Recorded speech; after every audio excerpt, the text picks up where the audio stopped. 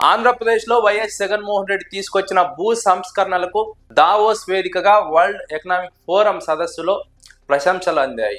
Indian American economist Geeta Gopinath ఆంధ్రప్రదేశ్లో land titling యాక్ట్ను అమలు చేయడం పైన ప్రశంసలు కురిపించారు. అన్ని రాష్ట్రాలు దీన్ని పాటించాలని సూచించారు. అదేవిధంగా ఈ ల్యాండ్ టైటిలింగ్ యాక్ట్ ద్వారా రైతులకు క్లియర్ టైటిల్ అందుతుంది, ఎలాంటి వివాదాలు లేకుండా ఉంటాయి. ఇదొక బృహత్తర కార్యక్రమం, బృహత్తర సంస్కరణ.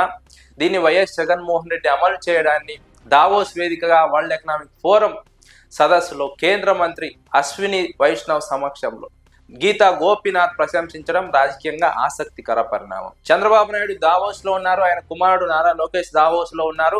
అదే సందర్భంలోనే economist Geeta Gopinath land titling act పైన, ఆంధ్రప్రదేశ్లో తీసుకున్నటువంటి భూ సంస్కరణల పైన, వైఎస్ జగన్మోహన్ రెడ్డి పరిపాలన పైన ప్రశంసలు కురిపించడం తెలుగుదేశం కూటమి ప్రభుత్వానికి మింగుడు పడని అంశంగా మారింది.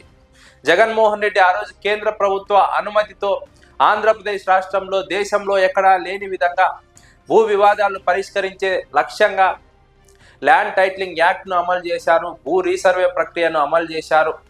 ఎంతోమంది రైతులు వివాదాలతో నెలల తరబడి, ఏళ్ల తరబడి కోర్టుల చుట్టూ తిరుగుతున్నటువంటి నేపథ్యంలో ఈ సమస్యలన్నీ తన పాదయాత్రలో జగన్మోహన్ రెడ్డి విని వాటికి ఒక పరిష్కారం తీసుకురావాలనే లక్ష్యంతో ల్యాండ్ టైటిలింగ్ యాక్ట్ను ఆంధ్రప్రదేశ్లో అమలు చేశారు. కానీ తెలుగుదేశం కూటమి ప్రభుత్వం అధికారంలోకి రావడానికి అబద్ధాలు చెప్పి తప్పుడు ప్రచారం చేసి తెలుగుదేశం పార్టీ అనుకూల మీడియా వైఎస్ జగన్మోహన్ రెడ్డి పైన దుష్ప్రచారం చేసి ఎన్నికల్లో ఓడించారు.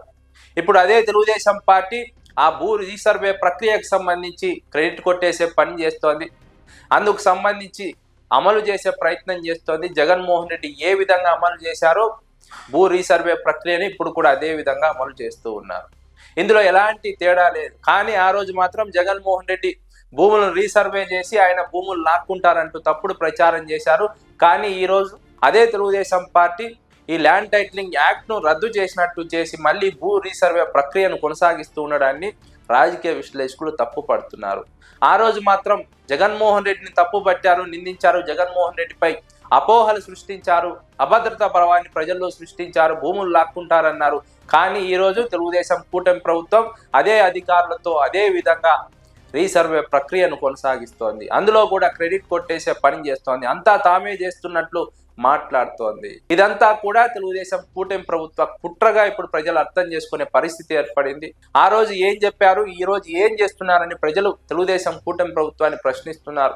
ఇప్పుడు ఇవన్నీ కాదన్నట్టుగా దావోస్ వేదికగా గీతా గోపీనాథ్ ల్యాండ్ టైటిలింగ్ యాక్ట్ను, రీసర్వే ప్రక్రియను ప్రశంసించడం తెలుగుదేశం పార్టీకి మింగుడు పడినటువంటి అంశంగా మారింది. అన్ని రాష్ట్రాలు ఈ విధంగా అమలు చేయాలని కోరింది. అదే విధంగా ల్యాండ్ కన్వర్షన్కు ఒక మంచి ప్రక్రియను ఎన్నుకున్నారు.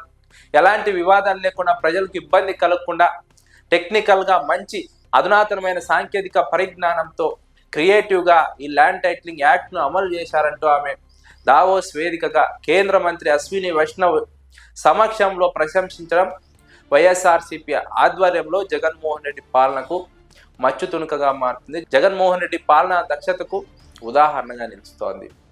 తెలుగుదేశం కూటమి ప్రభుత్వానికి ఇప్పుడు మింగుడు పడని అంశంగా మారింది దావోస్లో గీతా గోపీనాథ్ ఈ అంశం పైన ప్రస్తావించడం.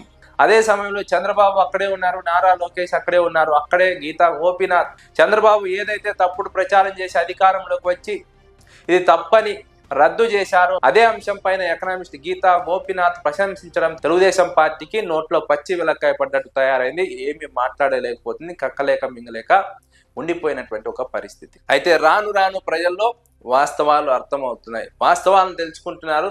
ఆ రోజు ఏం తప్పుడు ప్రచారం చేశారు, ఈ ప్రభుత్వం ఏం చేస్తోంది, ఆ రోజు చేసిన దానికి ఈ రోజు చేస్తున్న దానికి తేడా ఏముంది, జగన్మోహన్ రెడ్డిపై ఎలాంటి తప్పుడు ప్రచారాలు చేశారు, ఎలా అధికారంలోకి వచ్చారు, ఇప్పుడు ఎలా మళ్ళీ అదే పథకాన్ని కొనసాగిస్తూ మసిపూసి మారేడుకాయ చేసే ప్రయత్నం చేస్తున్నారని ప్రజలు స్పష్టంగా గమనించే పరిస్థితి ఏర్పడింది. ఇది ఖచ్చితంగా తెలుగుదేశం పార్టీకి ఇబ్బందికర పరిణామం.